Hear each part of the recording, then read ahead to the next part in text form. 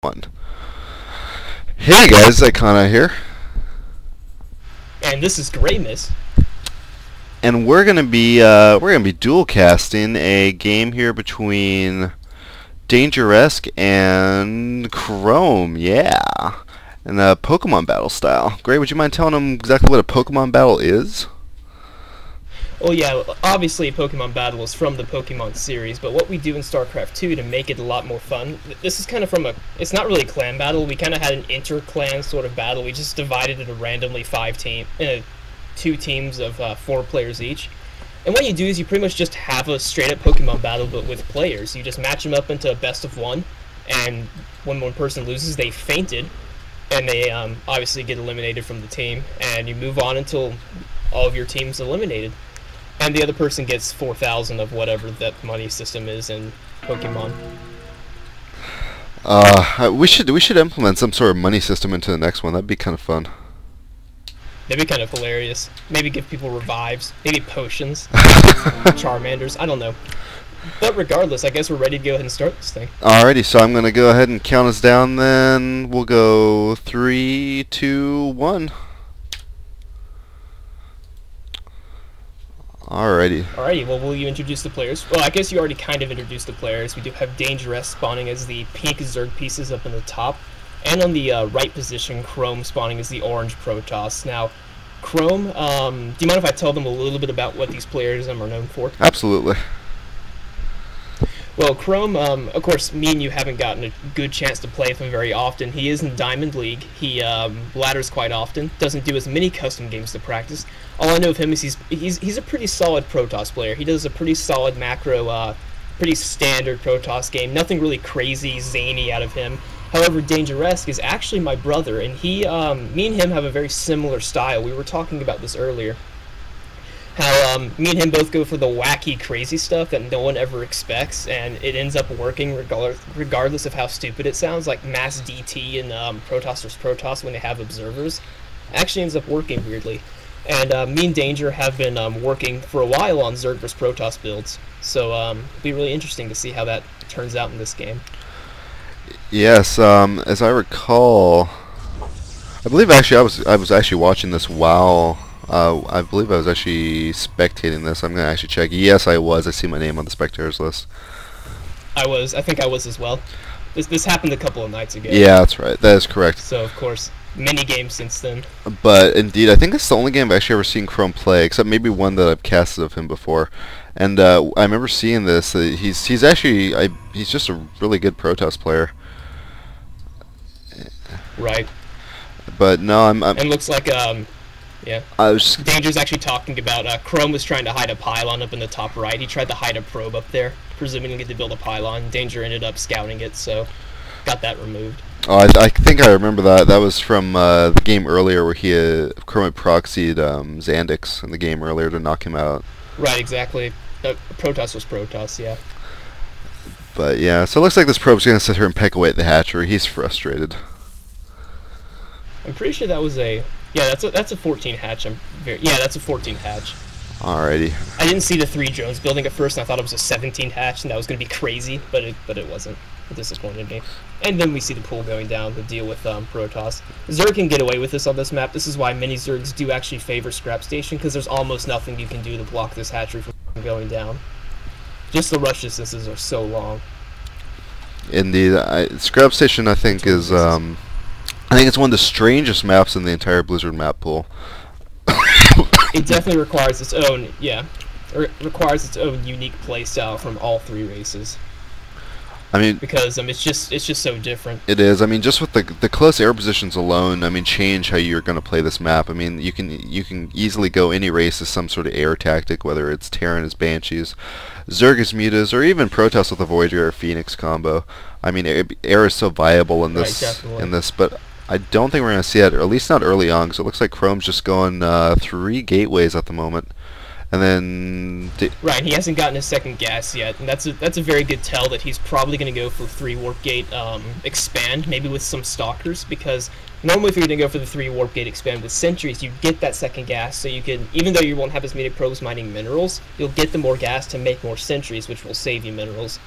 But it looks like he's going to actually be building up some stalkers at this time, and going to be putting that pylon down there. Danger got his Overlord out just in time to avoid that stalker, which would have ended up killing it. Now Danger going to be ignoring everyone telling him that Zerg vs Protoss is imbalanced, and just going to go ahead and take the gold in response to those people. Oh, he did. Look at that. A little over halfway done. And then also looks like he's going to put some early pressure on with some Zerglings here. A very bold play here by Danger. Going to go right for this forge. Right. Exactly. Doesn't even have speed on the way. Just wants to force Chrome into a defensive posture with these Zerglings. A very good idea early on. This gold hatchery is almost up and running. Natural is completed. Needs to get a few more drones there. Making his drones, good job. Queen is completed. Zerglings being as annoying as possible. And Chrome going for the really quick expansion with the forge. I always like these sort of after gateway forge expands. They can be very powerful because you can use your early gateway units to put on pressure without worrying about throwing down the pylon and the cannon, being like, "Holy crap, am I going to be alive? I'm going to be alive." Exactly, but I do just repeating that self. but I do want to mention though, Chrome played that very well. He did not overreact to those Zerglings. Just used that one Stalker and Zealot just to take out all those Zerglings and just chill. I mean, you can see that Zealot has 5 kills, the Stalker has 2. I guess I don't know what killed that 8th Zergling that was there, but... Alright, not at all. And Chrome actually lost no units in that exchange either, which is very good. Good micro by him. Now, the gold is completed by Danger. And actually, Hallucination and Protoss +1 ground weapons on the way. I always like this from Protoss when they expand with a Forge and not only use it to make a cannon, but also use it to go ahead and get that +1 upgrade, which is it's just an extremely good good option to do. It is that +1. It just makes it stronger. It's a relatively cheap upgrade, and it's just if you have it along the game, it's only going to help. So it's definitely, I think, a really good investment early game for any race actually to get that +1 for really anything. Oh, definitely, and it's so important in Protoss vs Zerg actually because it ends up making your Zealots 2-shot Zerglings instead of 3-shot, and that is so incredibly important with a fast attacking unit like the Zergling for it to die quick. Now we do have a Roach Warren on the way for Danger as well as his lair. Zergling speed about halfway done, and he's droning pretty heavily and starting to spread that creep. That's always a good sign to see Zerg players spreading creep. Looks like the Overlord is going to maneuver into the Protoss base to either get in a good position to scout later or go ahead and start scouting. I will have to go ahead and say I always like scouting my opponent at about the 8 or 7 minute mark, because at that point they pretty much always have to be committed to attack path, and you always get to see what that is. Exactly, and actually Danger's already seen all the 3 warp gates that were in there before, so he knows pretty much that there's not going to be any weird airplay or anything like that. So I think he's feeling pretty comfortable right now, because although it looks like he's going to throw down 3 spine crawlers at the front of his base, so maybe he doesn't feel that comfortable actually. Well, I think the reason he's doing that is he really wants to drone heavily coming up, so he needs to make sure that these units in the front right here won't actually be able to... Actually, that's a complete lie. He's going to go ahead and make 16 Zerglings. But he does have 7 drones on the way, so he's definitely planning on putting on some early pressure. Perhaps he's worried about a possible counterattack. That would definitely be a problem. Now, it looks like he is throwing down a Hydralisk in response to these hallucinated Phoenix. That's why it's really fun to always get 2 of them, because your opponent thinks, holy crap, he's going Phoenix. Doesn't end up checking the Overlords to see if they've actually been hurt or not, and will throw down a Hydra Den. Yeah, and looks like there's a Spire going up for him as well, so he's just kind of going to open up any tech tree that he really wants. And look. Right, and I actually think that Zerg needs to start doing this against Protoss, going ahead and getting most of the tech structures. Because the way you want to engage the Protoss balls is just, once you reach a 200 army, you just want to start throwing money at them as fast as you can, and then replenishing with whatever you possibly need. I think that's definitely what's going to end up being. Especially when you have the gold expansion down here, just bringing you plenty of cash. Actually, at this point, I mean, Danger's in actually a really good position here because he's got 3 hatcheries worth of larvae right now that can be producing pretty much any unit that he'll ever need right now. And it looks like the robotics is actually on the way for Chrome, so and along with the Twilight Council. So Chrome gonna just kind of maybe, I'm actually not sure what Chrome's gonna do with this. Maybe get Blink Stalkers, do you think? I think that's definitely what he's going to be doing. Going to go ahead and go for the Blink Stalkers and maybe some Immortal production along with that, because he's going to. A lot of Zerg players are going Roach in the mid game against the Protoss army, and anticipating Immortals and just getting them out is never a bad thing. That's true.